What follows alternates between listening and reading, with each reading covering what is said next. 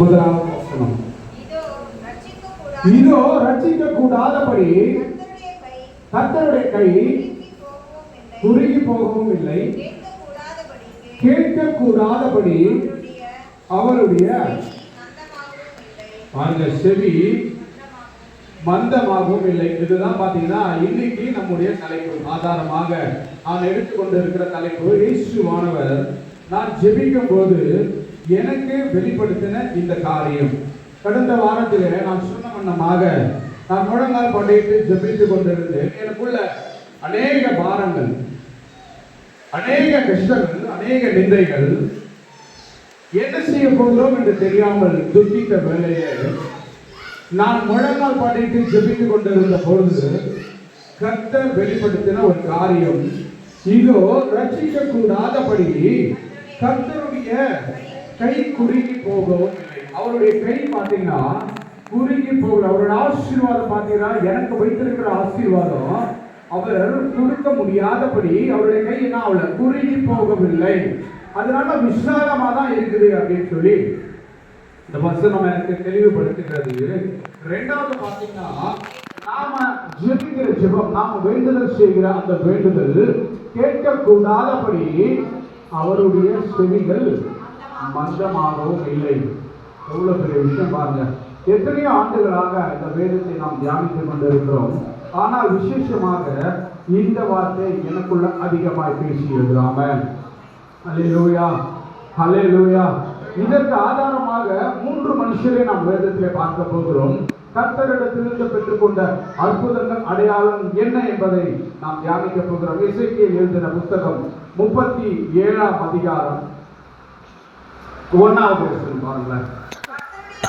கர்த்தருடைய கை என் மேல் அமர்ந்து, பாருங்க, எசேக்கியேல் தீர்க்கதரிசிக்கு கர்த்தர் ஒரு வார்த்தை கொடுக்கிறார். என்ன பண்றாருன்னா, பரிசுத்த ஆவியானவர் எசேக்கியேலை நிரப்பி அவரை எங்க கொண்டு போறாருன்னா எலும்புகள் நிறைந்த ஒரு பள்ளத்தாக்குக்கு கொண்டு போறார்.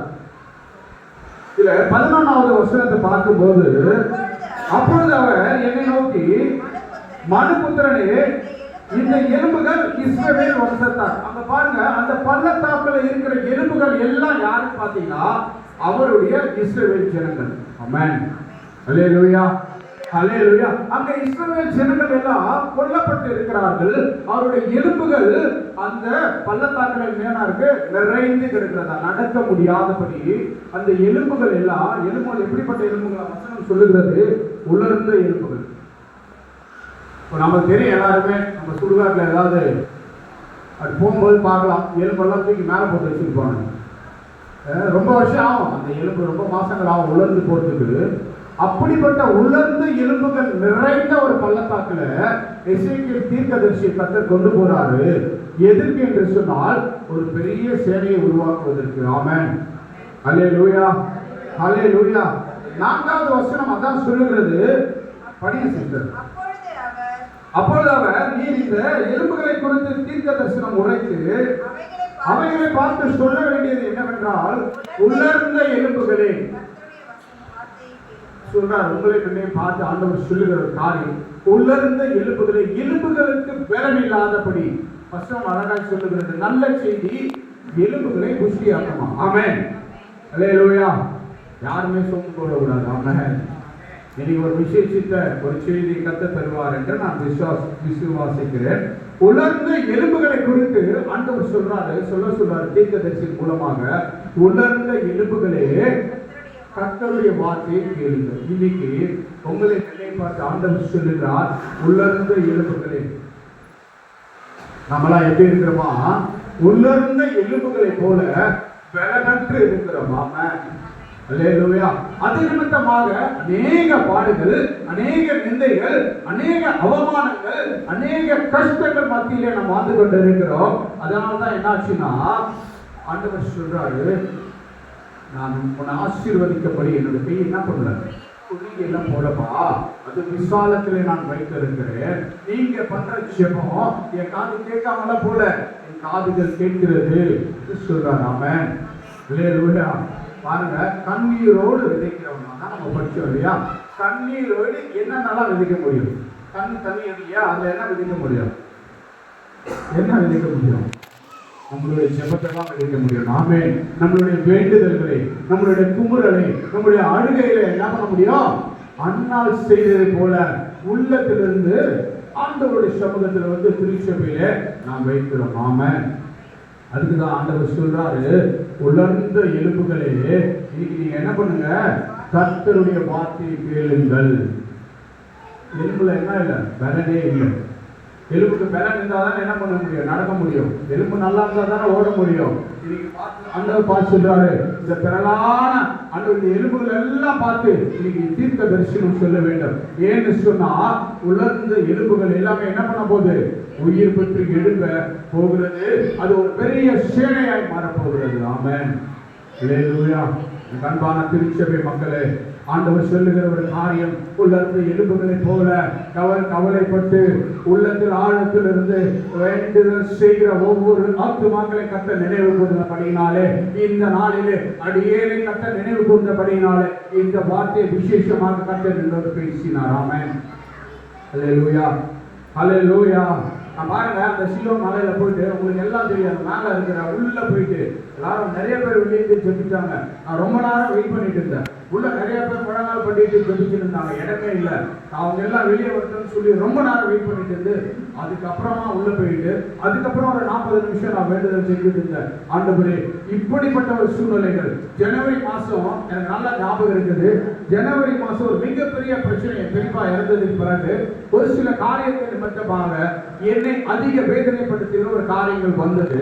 அப்பொழுது நான் என்ன பண்ணேன்னா, அதுக்கு முன்னாடி சியோன் மலைக்கு அதிகமா நான் போனதில்லை. ரொம்ப வேதனைக்குள்ளதாக ஆக்கப்பட்ட பிறகு நான் சியோன் மலைக்கு போறேன்.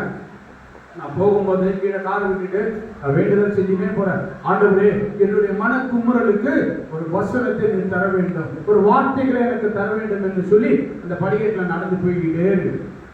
அப்ப எதுக்கு ஒரு சிஸ்டர் வராங்க, யாருதான் எனக்கு தெரியாது. ஒரு சிஸ்டர் வந்து என்கிட்ட ஒரு கார்டு கொடுத்தாங்க. இந்தாங்க பிரதர். அவங்க எல்லாருக்கும் கார்டு கொடுத்துட்டே வந்தாங்க மேல இருந்து.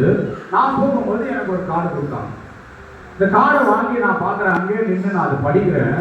அதுல ஒரு வசனம் வந்தது, தீங்கு செய்ய ஒருவனும் உன் மீது கை போடுவதில்லை. ஆமென். அல்லேலூயா. அல்லேலூயா. இனி எத்தனை பேர் இந்த வசனத்தை குறிச்சு வச்சுக்கிறீங்கன்னு தெரியல. குறித்து வைத்துக் கொள்ளுங்கள். கர்த்தர் தீர்க்க தரிசனமாய் உங்களோடு சொல்லுகிறார். என்ன வசனம்னா, தீங்கு செய்ய ஒருவனும் உன் மீது கை போடுவதில்லை. அல்லேலூயா. ஒரு பெரிய பிரச்சனை, பெரிய நிந்தைகள், பெரிய அவமானங்கள் என் மீது கை போட அநேக எழுப்பின காரியத்தை நிமித்தமாக நானும் பயந்து போய் ஆண்டவருடைய சமூகத்துல போய் இருக்கிற, ஆண்டவரே எனக்கு என்ன சொல்ல போறீங்கன்னாரு. இன்னைக்கு வரைக்கும் அந்த வசனம் என் பாக்கிட்டே இருக்கு. இந்த வசனம் இல்லாம வெளியே போறதே இல்லை. இந்த வசனம் இன்னைக்கு வரைக்கும் என் பாக்கெட்ல இருக்குது. தினமும் அந்த வசனத்தை குறித்து என்னுடைய தனிப்பட்ட ஜெபத்திலே நான் ஜெபித்து வருகிறேன். ஆண்டவரே, இந்த காரியம் எனக்கு விரோதமா இருக்கிறது, இவர்கள் எனக்கு விரோதமா இருக்கிறார்கள், இந்த பிரச்சனையிலிருந்து நான் விடுதலை ஆக வேண்டும் என்று சொன்னால் இவர்கள் கை என் மீது போடப்படாமல் நீர் பாதுகாத்துக் கொள்ளுங்க ஆண்டவரிடத்தில் ஜெபிப்பது உண்டு. ஆமென். கண்பான தெய்வஜனமே, நான் உங்களுக்கு முன்னாடி இப்படி ஒரு சாட்சியாக இருக்கிறேன். இன்னைக்கு 11 மாதங்களை கடந்திருக்கிறேன். ஒருவனும் என் மீது இன்னும் கை போடுது. ஆமென். அல்லேலூயா. எனக்கு எதிராக எழுப்பின எந்த ஒரு காரியமும் என் மீது சுமத்தப்படாமல் இருக்கிறது. அல்லேலூயா. ஆமென். ஆண்டவர் நிச்சயமாக இருக்கிறார். அவர் ஜீவனோடு இருக்கிறார், உயிரோடு இருக்கிறார். அவர் வார்த்தைகளிலே அநேகரோடு இருக்கிறார் என்று நான் விசுவாசிக்கிறேன். அது நிமித்தமாகத்தான் கர்த்தருடைய கை, இங்க பாருங்க, என் மேல் அமர்ந்த எசேக்கியா, இங்க பாருங்க, எசேக்கியேல் தீர்க்கதரிசிக்கு கர்த்தருடைய கை அவர் மேல இருக்குதா. அவர் சொல்றாரு, இந்த பள்ளத்தாக்குல போய் பாருப்பா, நிறைய உலர்ந்த எலும்புகள்லாம் இருக்கு. அந்த எலும்புகளை பார்த்து நீ சொல்லு, உலர்ந்த எலும்புகளே கர்த்தருடைய வார்த்தையை நீங்க கேட்கணும். கர்த்தருடைய வார்த்தை உரைக்கப்படுகிறது. 7வது வசனத்துல பாருங்க, எனக்கு கட்டளையிட்டபடியே நான் தீர்க்க தரிசனம் உரைக்கிறேன். நான் தீர்க்க தரிசனம் உரைக்க ஒரு இரைச்சல் உண்டாயிற்று. ஆமென். அல்லேலூயா. இத கவனிங்க.